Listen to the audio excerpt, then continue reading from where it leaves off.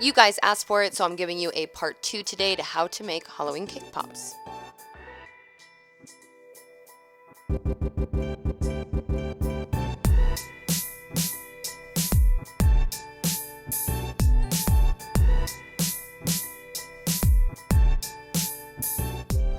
Now, I walked you through the whole process to roll the cake balls in my last tutorial more in depth, but I'm just gonna run through this pretty quickly. You're just gonna bake a cake. You can do it homemade, I do boxed. Allow your cake to completely cool. I like to cut mine open to make that go a little bit quicker, and then you're gonna grab a bowl and crumble the cake, and all you gotta do is just rub it against itself, basically like sanding it down.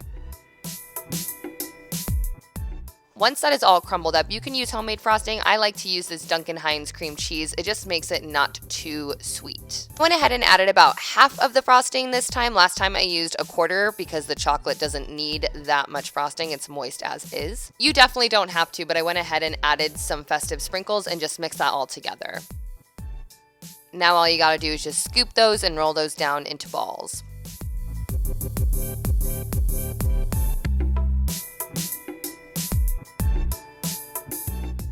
Because we are going to make some candy corn cake pops, you want to mold some of them down into a triangle, so obviously it mimics the shape of a candy corn.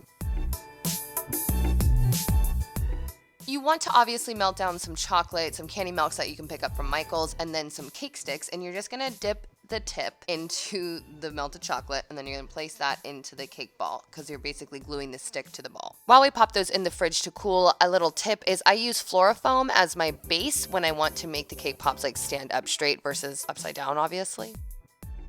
First up, we're going to make Jack Skellington, so you need some Florifoam that you can stick the cake pops into, obviously the cake pops, a Ziploc bag for a little trick I'll show you later, toothpicks, black chocolate, and white chocolate. So you want to cover the entire cake ball, obviously, and I just use a spoon to scoop that up top, and then I tap my wrist until all the excess chocolate is off.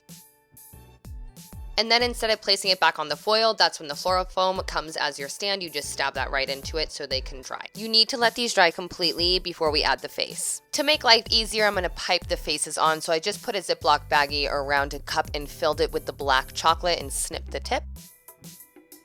I just pulled up a photo for reference while I was doing this, and the first time that I tried to make his face with the 2 dots and a toothpick for his nose, and then I just made that smile, it looked like a dinosaur, and I was really discouraged, but I gave it another go, and it definitely turned out better like the 3rd time I did it. I found it was best if I piped everything on but the stitches of the mouth, and with that, you just use your toothpick to pull the chocolate and make a line.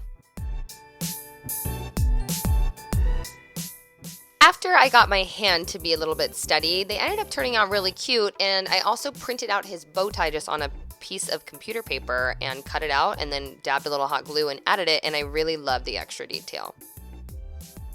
For these monster cake pops, I just have some green chocolate, some green Jimmy sprinkles, and then eyeballs. You want to go ahead and cover the cake ball entirely, and while it is still wet, you want to press an eyeball into the center of him, and then you're going to dip him upside down into the sprinkles to kind of create hair.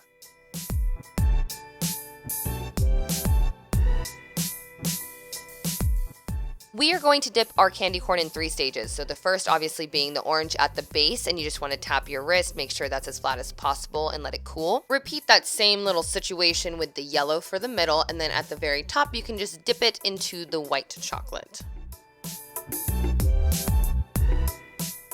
And because you know the basics for making a cake pop, if you just want to make some sprinkled ones, you just dip it in your desired color and you shake some sprinkles on top of it and let them dry. I hope that you guys enjoyed this Halloween cake pop tutorial part 2. You guys really liked the first one, so I decided to do one more Halloween video before we say bye-bye and head into Thanksgiving and Christmas.